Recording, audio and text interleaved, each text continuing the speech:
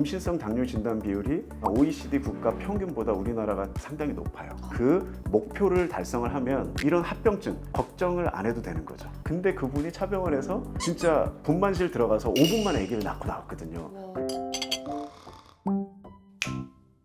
안녕하세요 구독자 여러분. 되게 독특한 인트로를 시작하려고 합니다. 오늘은 원장님이 안 계시는 편인데요. 오늘은 임산부 특집이에요. 그래서 임신을 안 하고 계시는 원장님은 이 자리에 안 계십니다. 그래서 한번 임산부 선생님들 혹은 가임을 하려고 임신을 준비하시는 분들에게 도움이 될 만한 운동 정보를 전해드리려고 제가 이 자리에 대신 앉아 있습니다. 그러면 시작을 해보도록 할게요. 대표님 소개 먼저 조금만 해주시겠어요? 안녕하세요. 저는 맘스바디케어 대표 김우성이라고 하고요. 경희대학교에서 스포츠의학을 전공을 하고 지금 14년 동안 임산부만 이렇게 지도하고 있는 사람이라고 보시면 됩니다. 그 산모분에게 집중하신 계기가 있으실까요? 제가 이제 일반인을 지도하는 그런 일을 하고 있었는데 운동 지도를 임산부가 한 분이 오셨어요, 저한테. 근데 임산부를 가르칠 수가 없겠던 거예요. 이유는 일단 뱃속에 아기가 있고 가르쳐 본 적이 없고 학부에서 배워본 적도 없고 뭐 그런 거예요. 내가 그동안 생각지 못했던 대상을 만났고 이 대상을 쉽게 가르칠 수 없고, 그리고 이분이 운동하는 걸 봤더니 그냥 이제 런닝머신에서 그냥 살짝 걷고 가시는데 뱃속에 아기가 있고 그리고 본인의 출산을 위해서 운동을 하는데 그냥 저 정도만 운동하고 하는 게 저게 맞을까? 이 궁금증이 생긴 거죠. 그렇게 해서 그게 이제 제가 처음 만난 임산부를 가르칠 수 없었다는 그런 어떤 나름대로의 충격과, 그리고 산모의 운동하는 걸 봤을 때 저 정도 수준의 운동이 과연 진짜 도움이 될까? 출산에 도움이 되고 뱃속 아기한테 도움이 될까? 이런 것들에 대한 호기심 때문에 시작했다고 보시면 돼요. 그러면 지금까지 14년 동안 쭉 이어오시면서 실제로 운동이 임산부에게 어떤 도움이 됐는지 조금 설명을 해주시면 좋을 것 같아요. 왜냐면 전통적으로 우리나라에서 임신을 했다고 하면은 아가 움직이지 말아라 이렇게 하시잖아요. 쉬어라 아무것도 하지 무거운 마라. 것들 만든다. 그렇죠. 그런 말씀 많이 하시잖아요. 네. 일단은 학술적 얘기 먼저 좀 해볼게요. 네네. 선행 자료 같은 것들을 찾아보면 임산부가 운동을 했을 때에 대한 효과나 합병증 예방에 대한 효과나 또 출산의 형태나 산후 회복이나 또 산후에 나타나는 여러 가지 문제점들이 있잖아요. 예를 들어 요실금이라든가 뭐 이런 여러 가지 관련된 정보들을 쭉 찾아보면 다 운동이 권장되고 있어요. 근데 지금 말씀하신 것처럼 우리나라 산모님들은 조금 조심하시는 경우가 많죠. 실제로 해외에서는 그래도 약간 인식 자체가 임신해도 운동을 좀 해도 돼. 그리고 대부분의 사람들은 원래 하던 신체 활동을 이어서 하는 경우가 많은데 우리나라 산모님들은 좀 그렇지 않은 편이어서 저희가 지금 14년이 됐다 그랬잖아요. 14년 동안 산모들을 지도를 해봤을 때 진짜 그 해외에서 나오는 내용처럼 출산의 형태도 훨씬 좋으시고, 그 다음에 임신 때 나타나는 그 시기에 좀 특징들이 있어요. 예를 들어 한 24주 정도 지나면 부종이 생겨요. 혹시 생겼어요? 지금 딱 정확하게 25주거든요. 제가 오늘 딱 근데 너무 붙는다 해가지고 선생님이 말씀해 주셨던 그 까치발을 계속 했더니 조금 개선이 된 걸 느꼈거든요. 네, 그래서 그 시기마다 나타나는 특징들이 있어요. 그게 해부학적 특징, 생리학적 특징 몇 가지가 딱 정해져 있는 것들이 있어요. 그거를 피해 가시는 분도 있는데 대부분 그게 나타나거든요. 그래서 대표적인 게 그 정도 주차 되면 붓기도 하고 자다가 쥐도 나고 그 다음에 허리도 아프고 숨도 가빠지고 뭐 이런 이제 증상들 계속 나타난단 말이에요. 근데 운동을 한 사람들은 그 증상들이 방금 말씀하신 것처럼 했더니 개선돼. 희한하게 마사지 받은 것처럼 운동을 해도 이런 증상들이 개선된, 이런 걸 느끼고 저희가 이제 현장에서 계속 오랫동안 봐온 결과로는 운동이 당연히 산모의 그 신체적인 어떤 불편감이나 나타날 수 있는 문제점들을 예방할 수 있는 거고요. 당연히 임신 기간에 좋은 컨디션을 유지한다는 거는 심리적으로도 안정감이 오고요. 이런 말 들어보셨어요? 다정함은 체력으로부터 나온다. 그러면 처음 들어봤습니다. 네, 아주 명언이라고 저는 생각하는데 구글 디렉터가 얘기를 했던데 진짜 동의하는 바예요. 이게 사람이 체력이 떨어지고 몸이 아파지기 시작을 하면 그러면 일단은 모든 것들이 좀 짜증나고 축 처지고 이렇게 될 수 있어요. 근데 이게 임신 중기 후기로 넘어갈수록 그런 체력적 부담이 증가되죠. 그러면은 임신 초기에는 대표님도 약간 기다려보자라는 생각을 하시는 건지, 아니면 그때부터 운동을 조금 해놓아야 되는 건지. 대부분 권장이 16주 이전까지는 지켜보자 주의가 많으시잖아요. 산부인과 선생님들께서는. 맞아요. 네. 그게 운동 쪽에서도 예전 가이드라인을 이렇게 쭉 살펴봤을 때 약간 그런 경우가 많았었어요. 그 이유를 찾아보면 이제 유산되는 걸 보면은 12주, 14주 그 사이에서 굉장히 많이 유산이 되잖아요. 총 유산율의 80% 이렇게 차지하던데. 그러니까 그 시기에는 유산이 많이 되니까 대부분 이제 안정을 취하세요. 운동하지 마세요. 그렇게 해 왔었는데 이제 후속 연구들을 보면 그 시기에 운동을 한다고 해서 유산율이 증가되는 거는 아니에요. 학회에서 발표되는 세계적인 권위 있는 학술지에 실려 있는 가이드를 보면 임신 초기, 그러니까 임신하는 시점부터 12주, 14주 그 초기 동안에 신체 활동을 줄일 필요는 없다. 그래서 원래 뭐 회사 다니고 또 원래 내가 요가 했고 필라테스 했고 그리고 뭐 웨이트 트레이닝 했고 이런 사람들은 그 활동 그대로 이어서 가도 아무 문제가 안 생겨요. 그것 때문에 유산이 되는 건 아닙니다. 이렇게 나오기 때문에 병원에서 합병증이 없고 위험 요인이 없다. 어떤 특별한 사전 요인이 없는 정상 임산부라고 하면 굳이 임신 12주까지 아무것도 안 하고 누워있을 필요는 없다. 사실 제가 핑계를 대면서 기다리고 있었거든요. 신증증까지. 그러면은 운동을 평소에 안 하셨던 분들이 갑자기 시작하는 거는 어때요? 그거는 조금 주의할 필요가 있어요. 그러니까 원래 운동을 전혀 안 했던 사람이 나는 이제 임신했으니까 운동해야지. 초기 때부터 해도 된다고 하니까 이제 좀 빡세게 해봐야지. 이거는 좀 주의해야 돼요. 그래서 처음에 초기 때 운동을 시작하는 거는 대부분 괜찮은데 그래도 운동에 대해서 전혀 경험이 없는 사람들이면 아주 천천히 저강도의 운동 있죠. 뭐 스트레칭이라든가 그렇죠. 걷는 운동이라든가 그다음에 뭐 근막 마사지라든가 뭐 이런 것들 위주로 하면서 몸을 서서히 적응시켜야겠죠. 그럼 중기 때는 어떤 운동들이 좋을까요? 초기 때 이렇게 조금 끌어올려 놨다 하면은 중기 때가 제일 안전해요. 네. 그리고 운동의 볼륨, 네. 양이라고 하죠. 운동의 총 볼륨 양도 제일 많을 수 있고 그다음에 강도도 제일 센 수 있는 시기가 중기예요. 그래서 지금 운동 가이드라인이나 그 어떤 권장표 이런 것들을 보면 저희가 운동 주기화라고 하거든요. 임산부가 초기 때부터 운동을 쭉 40주까지 한다고 하면 운동의 양으로 치면 초기 때 이 정도면 중기 때는 그거보다 더 많이 해야 돼요. 그리고 후기로 가면 낮춰야 돼요, 양을. 그 다음에 운동의 강도로 얘기를 해도 초기 때는 조금 저강도 운동을 해도 되는데 저강도, 중기 때는 이거보다 강도가 좀 높아서 중강도 수준, 약간 숨차고 약간 내가 느꼈을 때 좀 힘든데? 네, 맞아요. 약간 요 정도 느낌의 강도 설정. 그 다음에 후기는 거기서 조금 더 낮아지는 수준. 이런 식으로 그걸 우리가 운동 주기화라고 하거든요. 그 주기화를 그렇게 잡아요. 그래서 지금 중기니까 가장 빡세게, 가장 많은 양. 제가 모든 핑계를 대면서 적정량으로 하려고 노력을 했는데 지금 가장 많이 해야 된다고 말씀 주시니까 좀 심란하네요. 일주일에 몇 번? 일주일에 1회, 2회 하려고 하고 있습니다. 숙제를 많이 주세요, 숙제. 1회, 2회 가지고는 이게 운동에선 제일 중요한 게 연속성이거든요.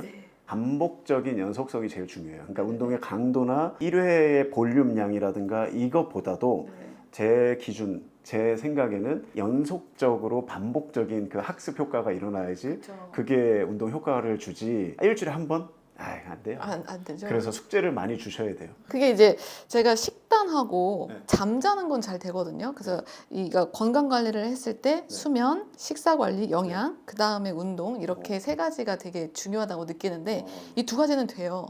운동이 안 되는 산모분들 있잖아요. 이 많죠? 호르몬 때문에 프로게스테론이 많다 보면 무기력에 빠지시게 되고 이분들을 위한 조언은 어떤 게 있을까요? 산모뿐만 아니라 운동을 싫어하는 또 운동 초보자들이 운동을 지속 못하는 이유가 있어요. 가장 중요한 거는 재미가 없어서 그래요. 재미가 있으려면 뭔가 내가 하고 나서 약간 성취감 같은 게 와야 되거든요.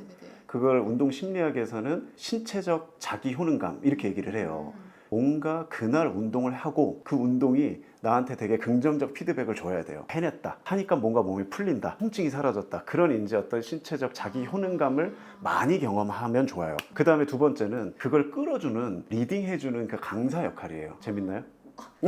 굉장히 재밌어요, 우리 선생님. 그러면 지속할 수 있는 거예요. 그러니까 운동이라고 하는 게 사실 고통을 동반하잖아요. 그러니까 막 힘든 걸 참아야 되잖아요. 평상시보다. 난 편하게 그냥 누워있고 싶은데 또 센터 가가지고 시간 투자하고 또 무게를 다뤄야 되고 이게 이제 짜증날 수 있는 과정인데 그럼에도 불구하고 그걸 계속 지속적으로 이어가려면 재밌고 조금 체계적으로 잘 가르쳐주는 선생님을 만나고 또 그걸 같이 해가면서 그 성취감 아까 얘기했던 효능감 네네. 이런 것들을 계속 느끼면 그게 이제 습관을 만들 수 있어요. 그럼 아까 말씀해 주셨다시피 중기 때 느낄 수 있는 그 불편감들을 운동으로 해소한 그렇죠. 그런 경험들이 쌓아지게 되면 엄마들이 이제 재밌어서 하게 되는 거죠. 그럼 그때 저희가 이제 센터에 못 가시는 분들도 계시니까 네. 남편분들이 어떤 조언을 해주시는 게 좋을까요? 너무 중요해요. 이게 저희는 이제 운동센터다 보니까 선생님 한 명이 산모 한 분을 이렇게 붙어서 그쵸, 운동을 그쵸. 시키는데 네네. 남편분이 집에서 그 역할을 그만큼은 아니더라도 할 수 있는 게 되게 많아요. 네네네. 그래서 저희가 부부 클래스 같은 걸 해보거든요. 네네네.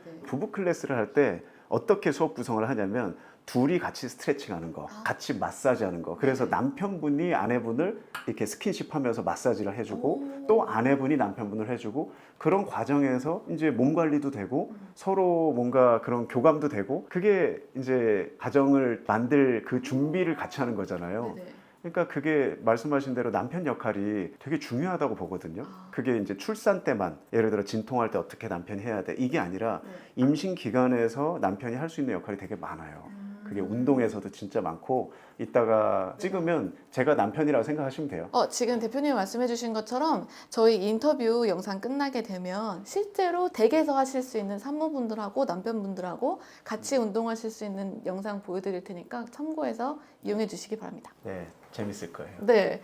그리고 제가 궁금했던 거는 제가 이제 센터 다니다 보면 센터 곳곳에 아주 문구를 자극적인 문구를 많이 올려놓으셨잖아요. 그게 자극적이었어요? 매우 자극적인 문구들이 산모가 1kg 찔 때마다 수술률이 4%씩 증가한다. 맞습니다. 그리고 운동을 꾸준히 하게 되면 이제 tet줄을 감는 확률이 줄어든다. 막 이런 맞습니다. 자극적인 문구들이 굉장히 많잖아요. 운동하고 자연분만에 대한 내용이 굉장히 많아요. 맞죠? 다 아실 테지만 자연분만의 장점에 대해서 한번 다뤄주시겠어요? 일단 뭐 그거는 의사 선생님들이 더 자세히 아마 말씀을 해주실 수 있을 것 같은데 네네네. 그냥 제가 운동 영역에서 말씀을 네네네. 드리면 일단 비용 절감 되죠. 아, 그렇죠. 현실적으로 네. 수술보다. 그 다음에 회복 속도도 차이 나고요. 그리고 일단은 자연분만을 하면 태아도 건강하다는 지표는 WHO에서도 되게 많이 보고되고 있거든요. 네네. 그래서 산모 건강뿐만 아니라 태아 건강까지도 자연분만이 그래도 수술보다는 아직까지는 이점이 많다. 라는 게 이 정설로 지금 받아들여지고 있는 것 같고 네. 14년 동안 산모들을 출산 직후 산모죠. 조리원이니까 그 산모들을 보고 있잖아요. 근데 이 산모들을 보면 특징들이 딱 보여요. 산후조리원에 딱 가보면 이게 여러 유형의 산모들이 있는데 어떤 산모들은 이게 방에서 나오지도 못하는 산모가 있고 신생아실까지 왔다 갔다 하는데 막 아이고 하면서 이렇게 다니시는 분이 있고 정말 이게 애기 난 사람이야? 라고 보일 정도로 너무 밝은 표정에 너무 신나게 다니시는 분도 있어요. 약간 상상이 안 되죠. 네, 가보시면 알 거예요. 처음에는 왜 이렇게 산모들의 표정과 행동의 속도와 운동 프로그램의 참여도와 이런 것들이 왜 이렇게 다 다르지? 라고 생각을 했었는데 지금 보니까 딱 보여요. 출산의 형태예요. 그러니까 출산을 어떻게 했는지가 그 산후조리원에서의 이 사람들의 모습이에요. 그리고 출산의 형태는 임신 기간에서 알 수 있어요. 당연한 거예요. 말도 안 되는 이벤트가 갑자기 일어나는 경우도 간혹 있죠. 그런데 대부분은 그 사전 요인들이 있습니다. 그래서 임신 기간을 잘 보내고 어떤 신체적인 피지컬 이게 좋고 멘탈 이게 좋고 아까 얘기했듯이 우리가 건강이라고 하는 큰 집을 지으려면 세 개 기둥이 말씀하신 영양 그리고 휴식 그중에 수면이죠. 그 다음에 운동이거든요. 그러니까 이 세 가지가 잘 골고루 갖춰진 사람들은 임신 기간을 되게 잘 보내요. 그러니까 이런 분들이 대부분 출산의 형태가 좋은 걸 알 수 있어요. 이런 분들이 또 아기를 낳은 다음에 조리원에 오면 저희 같은 운동 전문가가 보는 복직근 이개라든가 골반 틀어짐이라든가 부종 완화 속도라든가 인바디를 찍어보면 체성분의 변화 이거 다 다르거든요. 그러니까 그런 것들이 예상이 되는 거죠. 그래서 그런 자극적인 문구를 센터에 곳곳에 이렇게 그래서 운동이 붙여놓으셨군요. 필요하다라는 것들이 옷 갈아입을 때마다 계단을 올라갈 때마다 그 문구를 보면서 그래 내가 오늘 운동을 해야지 약간 그런 마음을 갖거든요. 맞습니다. 그러면 실제로 제가 그 처음에 센터 갔을 때 그 설문지 작성할 설문지, 때 네. 깜짝 놀랐던 게 정말 심박수를 137까지 끌어올려도 되는 건지. 그 운동 처방 받으신 거? 네네. 그게 그 레퍼런스가 어떤 거냐면 2011년 스포츠 메디슨 저희가 참고하는 논문에서 권고하고 있는 그 수준으로 저희가 운동 처방을 드린 거거든요. 그래서 산모님의 요 안정시 심박수를 체크를 했겠죠. 네. 저희 선생님이 맞아요. 그 정도 심박 수 범위에서 운동을 하시고, 두 번째, 주당 목표 칼로리 소비량이 있어요. 그래서 그거를 일주일 동안 채우면, 그러니까 두 가지 정확한 강도에 맞는 운동을 하시고, 그 다음에 일주일에 소비하는 칼로리의 양도 권장한 만큼 소비하시면 합병증이 예방이 돼요. 그러니까 임신하면 상당히 많은 수의 임산부가 임신성 당뇨 진단을 받아요. 네. 그래서 임신성 당뇨 진단 비율이 OECD 국가 평균보다 우리나라가 상당히 높아요. 그래서 임신성 당뇨 진단을 받은 다음에 치료를 하는 것보다는 예방할 수 있으면 예방하는 게 좋아요. 그러니까 치료라고 하는 것은 일단 몸에 문제가 일어난 거죠. 차로 말하면 차가 망가진 거예요. 그러니까 좋은 카센터 가서 잘 고치는 것보다 사실 잘 관리해서, 같은 연식인데 얼라이먼트도 잘 보고, 그 다음에 소모품 관리 잘하고, 운전자의 운전 습관이 좋게 타고 다니면 안 망가지거든요. 그러니까 그걸 바라는 거예요, 저희는. 그러려면 아까 얘기했던 그 정도 심박과 이 정도 칼로리를 소비를 해야지. 주에. 그리고 그걸 1로 나누면 하루에 한 200 몇십 킬로칼로리 될 거예요. 운동으로 소비해야 되는 게. 그 목표를 달성을 하면 내가 지금 검사하는 임신성 당뇨나 임신 중독증이나 전치태반이라든가 이런 합병증 걱정을 안 해도 되는 거죠. 그러니까 예방이 제일 중요하다고 저희는 얘기를 드리는 거예요. 그렇죠. 근데 만약에 병원에서 이러이러한 이슈로 운동을 하면 위험한 산모들을 제외하고 그렇지, 그건 건강하다고 하면 그렇지. 그렇게 해야 자연 출산의 확률도 높아지고, 가까워지고, 그 다음에 합병증도 줄어들고 산후조리원에서 웃으면서 다닐 수 그렇죠. 있고. 네, 그게 팩트입니다. 쉽지 않네요. 아니요, 쉬워요.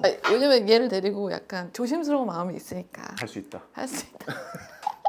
알겠습니다. 그리고 저 궁금한 게, 저희 남편이랑 같이 갔었거든요. 거기 센터를 돌아볼 때 저산소 운동은 왜 하는 거예요? 거의 약간 사이클링 선수들이 하는 운동이잖아요. 그렇죠. 고지대에 네, 가면 산소 포화도가 떨어지죠. 그렇죠. 지금 우리 일기압 이 상태가 한 산소 포화도가 21% 이렇게 되는데, 한 해발 3차원 정도 올라가면은 산소 포화도가 한 18%이 정도로 떨어져요. 그러니까 우리 같은 사람이 그 정도 고지대에 가면 어떤 증상이 나타나냐면 숨이 차요. 그렇죠. 그게 임산부예요. 지금 임산부는 일단 호흡이 되게 불편해질 수 있어요. 생리학적으로 호흡 수가 많아지고, 그 다음에 이 안에서 일어나는 호흡의 패턴이 조금씩 불편해질 수 있거든요. 그러니까 그거를 미리 경험할 수도 있어요. 예를 들면 출산을 자연분만 할 거예요 라고 하면, 자연분만 할 때는 호흡 수가 더 증가되거든요. 산소 요구량이 더 많아져요. 그러니까 내가 약간 더 지금보다 힘들어지는 상황에서 약간 숨이 차오고 산소 요구량이 많아지는데 내 몸에서 그걸 받아들일 수 있는 경험치가 없고 내성이 좋지 않으면, 그러면 그때 되게 약간 멘붕이 와요. 예. 호흡을 하세요. 산모님 호흡하세요. 산소 포화도가 떨어집니다. 산모님 태아의 심박수가 지금 불안정해요. 그래서 엄마한테 이걸 대주잖아요. 그래서 태아의 산소 공급을 좀 유도하는 거거든요. 이렇게 해서 전달하게. 근데 사실 그거는 엄마의 심폐기능 이 좋은 상태라고 하면 이거의 도움을 안 받아도 되는 거예요. 그래서 이러한 어떤 의료적인 인터벤션, 개입, 이게 이제 필요 없게끔 그러한 상황을 미리 대비하는 거예요. 그래서 체계적으로 저희가 지금 이제 중기이기 때문에, 지금은 해발 한 3,000까지는 아니고 2,000m까지 저희가 약간 경험시키거든요. 해발 2,000이면 한라산 정도예요. 한라산. 그래서 한라산을 올라갔다 내려오는 정도의 어떤 산소 포화도의 변화를 느끼고 그 방에서 나오면 이제 좀 훨씬 더 이 환경이 너무나 편안하게 느껴지는 거죠. 출산에도 연습이 필요한 것처럼 그런 연습을 미리 해보는 거군요. 그걸 이제 운동에서는 현장 전이라 그래요. 실제 운동이 그 현장에 가서 동일하게 작동이 돼야 되거든요. 네네. 출산 현장에 가서 자연분만 할 때 교감신경이 항진되고 심박수가 올라가고, 그럴 때 이제 내가 그런 경험들이 어느 정도 있었느냐가 그 과정에서도 내가 견딜 수 있어요. 그 문구가 잠깐 봤던 것 같은데, 그 통증을 감가시켜주는 효과도 있었던 것 같은데, 운동하면 맞죠? 맞아요. 그게 미국 제임스 클랩 교수님 연구팀에서 이제 결론으로 준 내용이죠.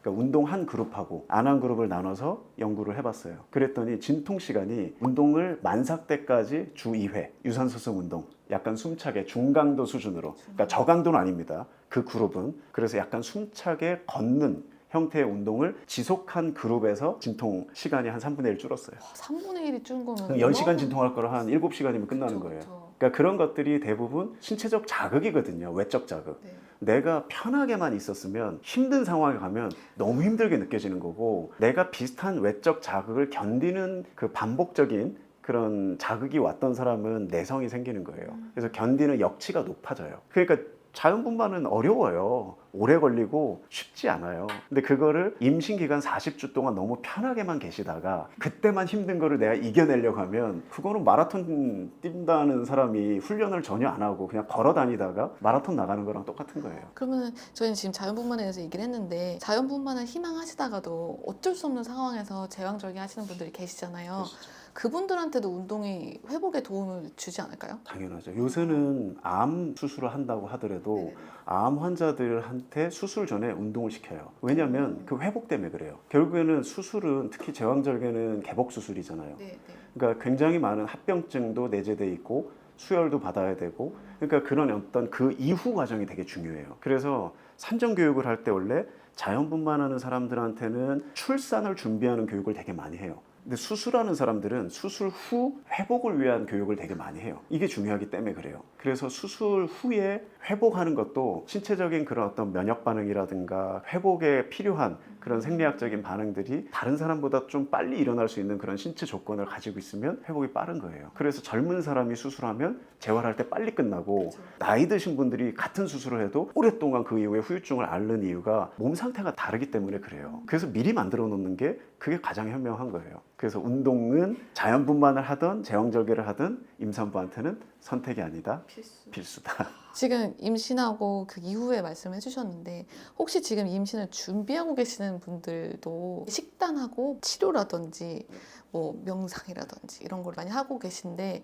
가임 기간에 임신을 준비하시는 분들한테도 운동이 도움이 되겠죠? 아, 그럼요. 그래서 지금 시험관 준비하시는 분들이나 난임 진단을 받으신 분들, 그 다음에 임신을 하는데 뭐 의료적인 도움을 받지 않더라도 약간 가임력을 상승시키기 위해서는 이게 제일 중요한 게 혈류량 증가예요. 그래서 난임병원에서도 자궁 내의 혈류량 증가를 되게 중요한 요인으로 보거든요. 근데 자궁으로만 혈류량을 보낼 수 있는 방법은 그렇게 많지 않아요. 그래서 궁극적으로 보면은 심장에서 혈액을 보내죠. 그리고 심장에서 보내서 각 기관, 조직으로 다 뻗어져 나가야 돼요. 이 뻗어져 나가는 방식이 중요한 건 이제 두 가지로 볼 수 있는데 하나는 심장에서 보내는 힘, 그걸 우리가 박출량이라고 그래요. 스트로크 볼륨.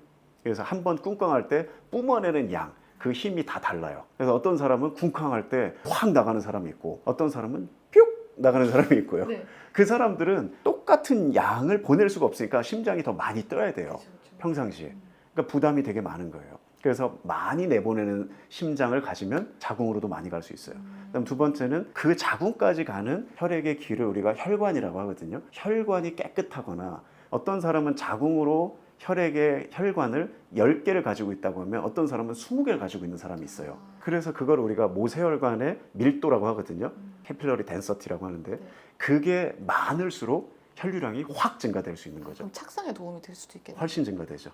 그거는 아마 난임병원에서 물어보셔도 굉장히 비슷한 얘기를 해주실 거예요. 그러면은 결국 지금 임신을 준비하고 계시거나 임신 중이시거나 임신하시는 우리 언니들은 우리 운동을 그냥 계속 처음부터 끝까지 계속 하는 게 좋죠. 그렇죠. 네. 그리고 특히 이제 유산소 운동을 저는 많이 권장을 드려요. 심장을 강화시키고 아까 얘기했던 혈관망을 더 촘촘하게 구축할 수 있는 그런 좋은 운동이 걷는 거예요. 좀 무섭더라고요. 제가 이제 집에서 유산소 하다 보면 평소에 이 정도 타면 이렇게 막 헐떡이지도 않고 심장이 빨리 뛰는 것 같지도 않았는데 괜히 좀 뛰면 무섭기도 하고 이런 거는 그냥 모니터링 하면서 그렇죠. 하는 게 그게 좋겠죠. 제일 정확하죠. 일단은 적정 강도를 일단 알았잖아요. 예를 들어 심박 구간. 그다음에 이거는 이제 객관적 지표라고 하거든요. 네. 근데 이것만 믿으면 안 돼요. 왜냐면 임산부의 심박은 계속 변동폭이 크거든요. 그래서 그거보다 더 우선시 돼야 되는 운동 처방은 주관적 척도예요. 그러니까 내 느낌. 내가 운동을 하는데 느낌이 아 오늘 좀 힘든데? 그러면 거기까지가 딱 맞는 거예요. 그리고 그때 심박을 봤을 때 처방했던 그 운동 구간, 심박 범위에 딱 들어왔으면 아 적당하게 했구나. 그렇게 이제 일치돼 있으면 가장 안전한 거고 내가 느꼈을 때 너무 힘든데 오늘 그랬는데 심박을 봤는데 아직 목표 심박에 도달하지 않았어요. 110bpm밖에 안 돼. 그래도 중단하는 게 맞아요. 본인의 그 느낌, 주관적 척도가 우선이에요. 그렇게 설정하시면 돼요. 혹시 대표님 14년 동안 쭉 센터 운영하시면서 기억에 남는 산모분들 계실까요? 너무 많으시겠지만. 네, 너무 많은데 그 자연분만 한 사람 한 분하고 통증이 심했던 한 분 이렇게만 말씀을 드릴게요. 자연분만 했던 산모님은 제가 이제 오픈하고 저의 첫 산모님이었어요. 되게 말랐어요. 초산부였고 차병원에서 아기를 낳았거든요. 너무 작아요. 너무 왜소해. 그러니까 딱 봐도 와, 애기 낳을 수 있을까? 그 정도에 처음 왔을 때 이제 한 50kg 정도? 요 정도밖에 안 됐었어요. 골반도 되게 작아. 그러니까 본인도 걱정, 저도 걱정. 저는 그때 이제 경험이 많이 없으니까. 근데 그분이 차병원에서 진짜 분만실 들어가서 5분 만에 아기를 낳고 나왔거든요. 와. 그래서 서로 너무 놀래가지고, 그래서 이분은 계속 초기 때부터 중기 후기를 저랑 끝까지 같이 하시고, 그 케이스가 저한테는 첫 산모였고 너무 연약해 보이는 산모였는데 5분 만에 아기 낳았다고 카톡이 왔는데 너무 저도 놀랬죠. 그게 너무 기억에 남았어요. 좀 보람도 있었고. 네.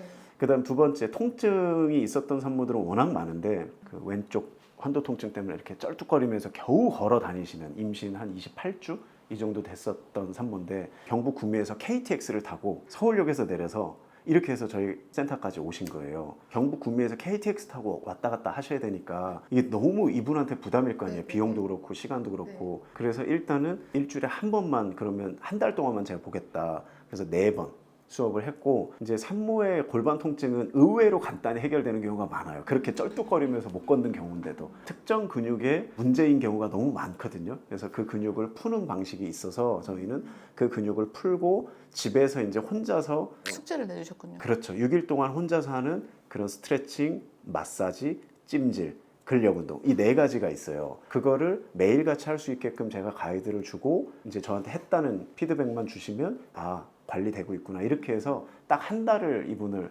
그리고 나서 4번째 수업하는 날 멀쩡히 이렇게 걸어오셔서 너무 신난다고 이렇게 해서 이제 그만 오셔라, 남은 금액은 제가 그냥 환불을 해드릴 테니까 구매해서 여기까지는 좀 아니다, 그렇게 해서 보내드렸고 이분도 아기를 잘 낳고 장문의 카톡을 보내주셨어요. 너무 감사했다고. 그때 자기는 자기가 못 걸어 다니는 것도 못 걸어 다니는 건데 이게 이제 아기한테 어떤 영향을 미칠지 모르니까 걱정이 너무 많았던 거예요. 정말 다정함은 체력에서 오네요. 그쵸. 아까 그 얘기 맞죠? 네네네.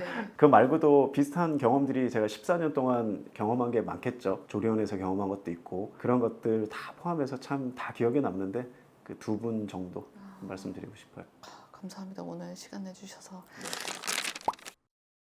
이제 저기 준비되어 있는 체육실 가셔가지고 그 산모분들하고 남편분들 혹은 이제 댁에서 혼자 하실 수 있는 운동 조금 알려주시면 도움이 많이 될 것 같습니다. 알겠습니다. 네, 감사합니다. 감사합니다.